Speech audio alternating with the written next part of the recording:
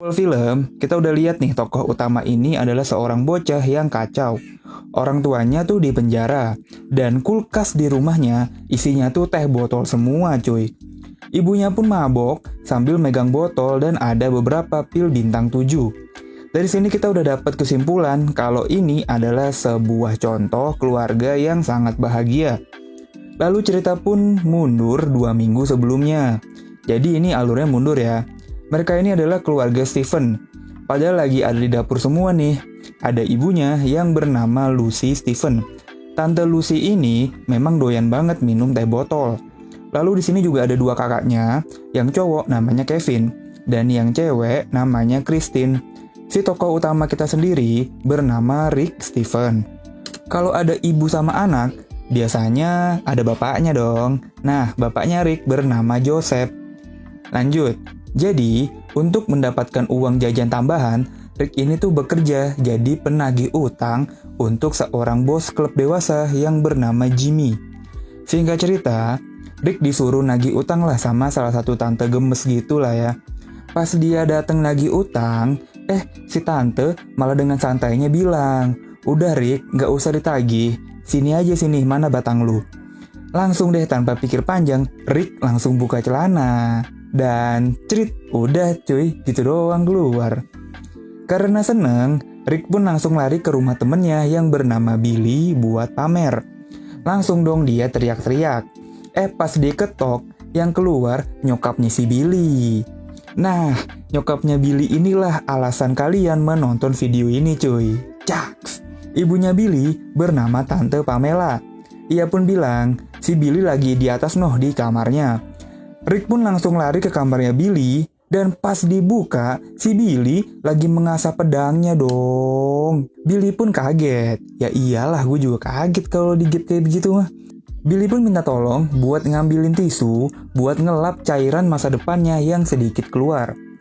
Pas lagi asik-asik berduaan di kamar, tiba-tiba Tante Pamela ini tuh nyuruh Billy buat beli telur di warung sembako. Billy pun nurut-nurut aja, karena kan yang nyuruh ibunya gitu kan. Jadi dia mah berpikiran positif aja gitu kan. Walaupun pikiran kita yang nonton udah kemana-mana nih. Singkat cerita, Billy pun cabut ninggalin ibunya dan Rick yang berduaan di rumah. Selanjutnya, Rick pun bergulat dengan Tante Pamela. Tante Pamela pun mengeluarkan jurus-jurus untuk menegakkan sesuatu, tapi bukan keadilan. Rick pun awalnya menolak dong. Tapi kok enak. Ini pun menjadi sebuah rahasia kecil di antara mereka berdua cuy. Keesokan paginya, Rick pun mulai kepikiran. Gimana nih tanggapan keluarganya kalau tahu si Rick itu tuh digeprek sama Tante Pamela. Karena si Tante Pamela itu tuh temenan sama Tante Lucy, ibunya Rick. Jadi Rick ini takut ibunya bakal marah. Apalagi kalau sampai si Billy tahu. Ini bakal berakibat buruk buat pertemanan mereka dong. Singkat cerita, pas di sekolah, Rick ini diajak taruhan sama Carlis buat jadian sama si Nina. Jadi, Nina ini tuh seorang cewek idola di sekolah mereka.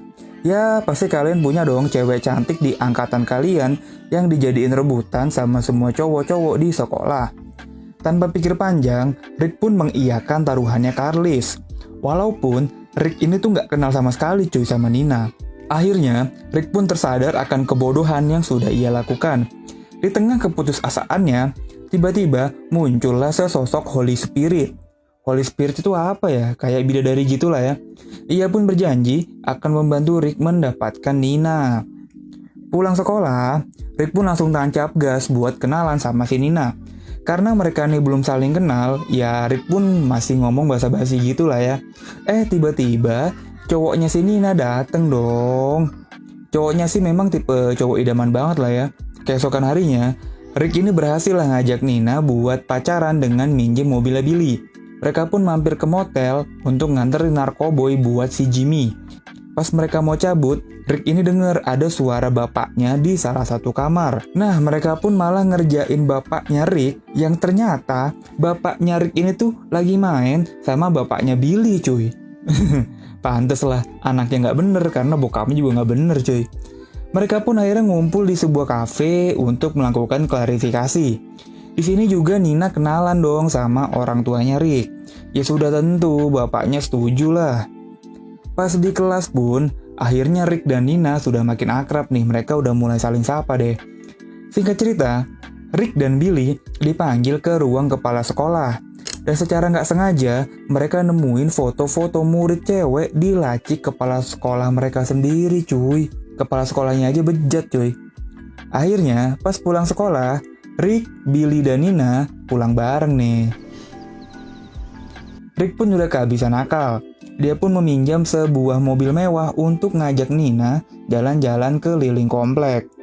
Nah, pas lagi asik-asik jalan, mereka diberhentiin deh sama polisi. Karena ternyata Rick ini tuh minjem mobil dari ketua mafia cuy. Mereka pun dibungkus dan diinterogasi di kantor polisi. Pas lagi diinterogasi, tiba-tiba datanglah seorang pengacara yang wadaw buat ngebela si Rick. Singkat cerita mereka pun terbebas dan boleh pulang dari kantor polisi. Dan pas mereka nyampe rumah, Christine kakaknya Rick lagi ngundang teman-temannya buat main dan mereka pun punya ide nih untuk memanfaatkan keadaan. Jadi Rick dan Billy itu ngundang teman-temannya buat party di rumahnya. Jadi semua teman-teman yang datang itu dimintain duit cuy. Nah pas lagi asik-asik narikin duit, tiba-tiba si Nina dateng dong. Dia nih datang buat nanyain gimana keadaannya Rick setelah ditangkap polisi. Di sini kita tahu kalau Nina ini sebenarnya adalah seorang cewek yang lugu dan baik hati. Akhirnya Nina pun diamankan ke kamar supaya menghindari kegaduhan.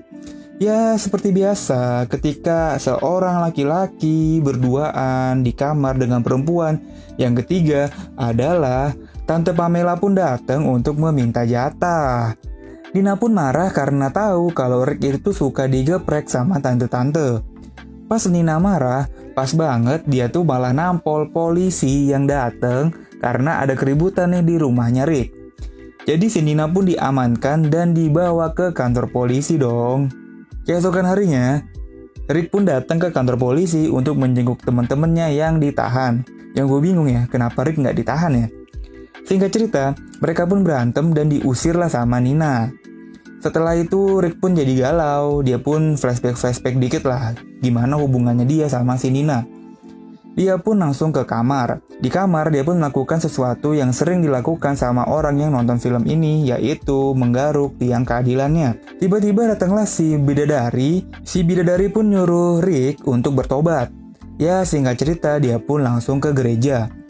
Di sana dia pun melakukan pengakuan dosa. Dia pun mengakui kalau udah beberapa kali digeprek sama Tante Pamela. Yang terjadi adalah dia pun malah berantem sama si pendeta. Karena si pendeta ini tuh juga menggeprek Tante Pamela cuy. Karena tobatnya nggak berhasil, dia pun pulang ke rumah. Pas di rumah, Tante Pamela tuh nyamperin dia dong buat minta jatah. Tapi di sini Rick udah sangat tegas. Dia bilang nih ke Tante Pamela kalau dia tuh udah nggak mau lagi lah. Rick udah tobat. Jadi Tante Pamela dengan sangat berat hati pergi ninggalin Rick sendirian. Selanjutnya Rick pun ke rumah sakit menjenguk ibunya yang di awal film tadi itu kebanyakan minum teh botol cuy.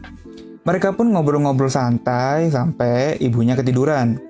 Singkat cerita, Rick ini kan kalah taruhan nih sama Carlis karena nggak berhasil jadian sama si Nina. Dia pun harus nyari duit untuk bayar ke Carlis. Dia pun akhirnya ke pengacara yang nolongin dia tadi buat minta kerjaan. Dia pun dijadiin asisten sama si pengacara ini selama 20 tahun ke depan cuy. Jadi utangnya dia tuh dibayar sama si pengacara. Tapi dia nih harus mengabdikan dirinya selama 20 tahun cuy sama si pengacara. Keesokan harinya, mereka sekeluarga pun ngumpul di rumah sakit. Christine kakaknya udah bebas nih. Dia pun ngasih anjing ke ibunya supaya ibunya nih nggak mabok terus lah. Kelar ngumpul keluarga, dia pun keluar dari rumah sakit dan di sana dia nih ketemu sama si Nina.